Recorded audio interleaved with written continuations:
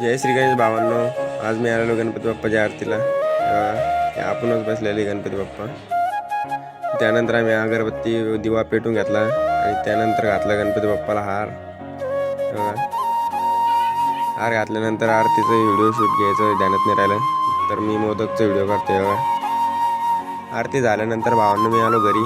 मला काम होतं थोडंसं, शेतात फवारणी आणायची होती. तेव्हा पंप वगैरे चालू केला मी.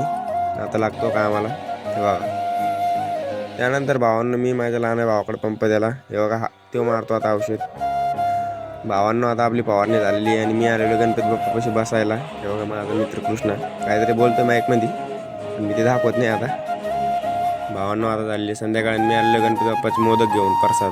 हे बघा, हे बघा गणपती बाप्पाची